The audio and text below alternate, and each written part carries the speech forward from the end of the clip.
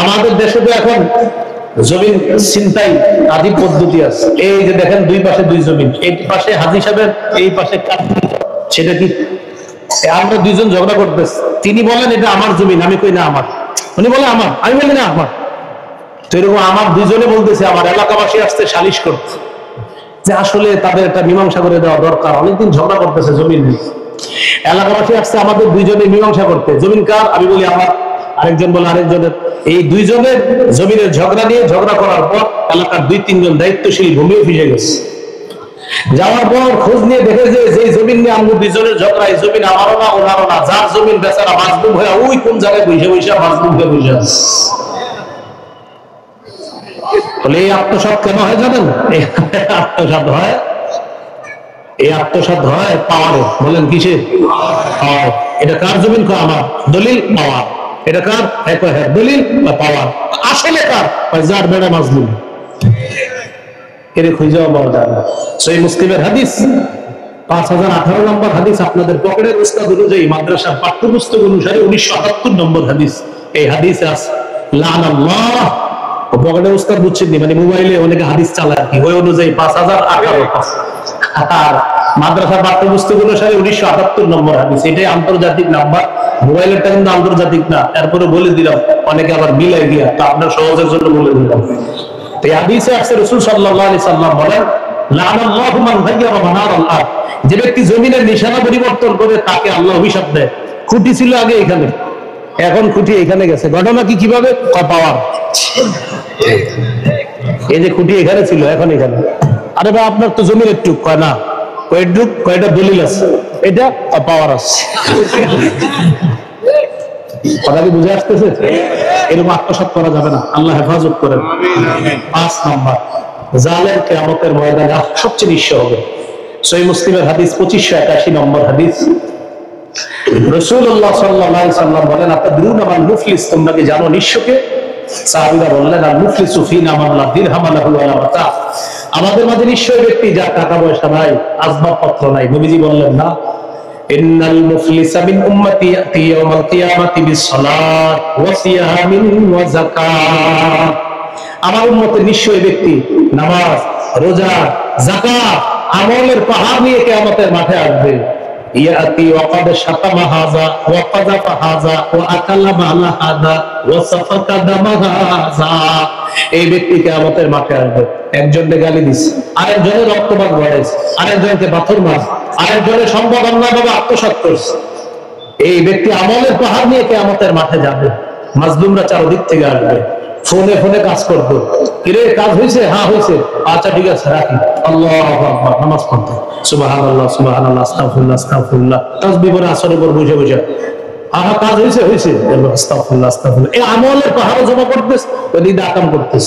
কিয়ামতের মাঠে যাবে, কাবার সামনে গেছে, লাব্বাইক আল্লাহুম্মা লাব্বাইক, ওই প্রজেক্টটা পাইছো তো অমুকের কাছ থেকে, ঝামেলা করে নাই তো? সব ঝামেলা করছে, বুঝাইয়া দিছি, মানে মায়ের মুখ দিয়া সব ঠিক করছি, আপনার পক্ষে পাইয়া গেছি, আচ্ছা ঠিক আছে রাখি, লাব্বাইক আল্লাহুম্মা লাব্বাইক লা শারীকা লাক লাব্বাইক, না বুঝবেন ওখানে যাওয়ার পরে এই সব আমলনামা নিয়ে যাবেন, আর সেখানে গিয়ে বুঝবেন। এই যে মাঝে মাঝে আপনি দলিল দেন, হুজুর অমুক তো তাহাজ্জুদ পড়ে, তো আমিও তো বলি পড়ে, যদি বলেন হুজুর অমুক তাহাজ্জুদ পড়ে, অমুকে নফল নামাজ পড়ে, অমুকে কোরআন তেলাওয়াত করে, আমিও কই কোরআন তেলাওয়াত করে, তাহাজ্জুদ পড়ে।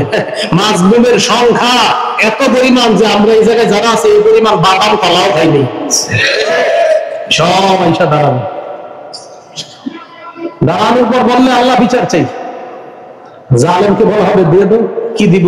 ফায়ুতা হাদা মিন হাসানাতি, নেক আমল দিয়ে দেওয়া হবে। ওয়ায়ুতা হাদা মিন হাসানাতি, নেক আমল দেওয়া হবে। ওয়ায়ুতা হাদা মিন হাসানাতি, আরেকজনকে নেক আমল দিয়ে দেওয়া হবে। সব নেক আমল শেষ হয়ে গেছে, আর কিচ্ছু নাই, মাজলুমের সংখ্যা শেষ হয় নাই। আল্লাহ আমাদের কি হবে? তখন মাজলুমের গুনাহগুলা উখিযা বিল খাতায়াহুম, মাজলুমদের গুনাহগুলা নেওয়া হবে, জালেমকে দেওয়া হবে।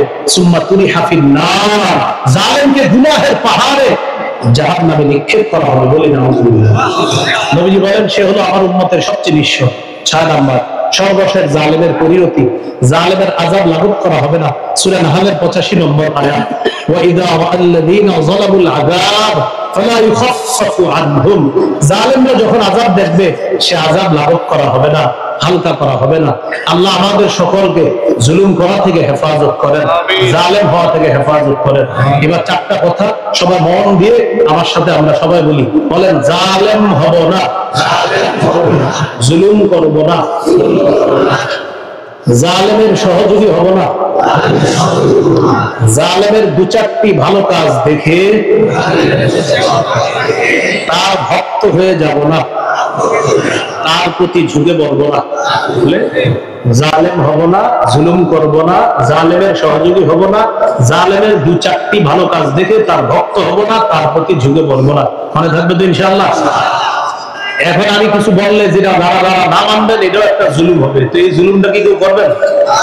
সবাই বলেন নাই জি না।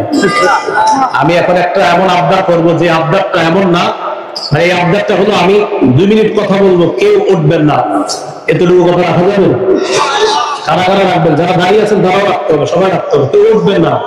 আচ্ছা, আপনাদের সামনে ছাত্ররা রুমাল নিয়ে যাবে, মাদ্রাসার জন্য যারা পারবেন তারা দান করবেন, যারা পারেন না দেওয়ার দরকার নেই, এতিমখানার জন্য দান করবেন।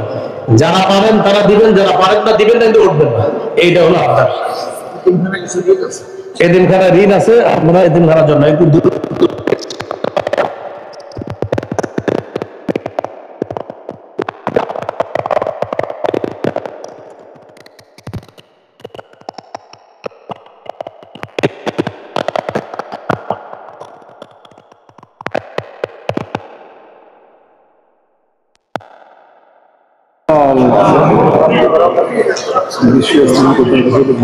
বিশ্ব ইজতেমা 31 জানুয়ারি 1-2 ফেব্রুয়ারি, এটা তো সবাই যাবে, এটা তো এখন আর নতুন কিছু যাবে তো ইনশাআল্লাহ সবাই।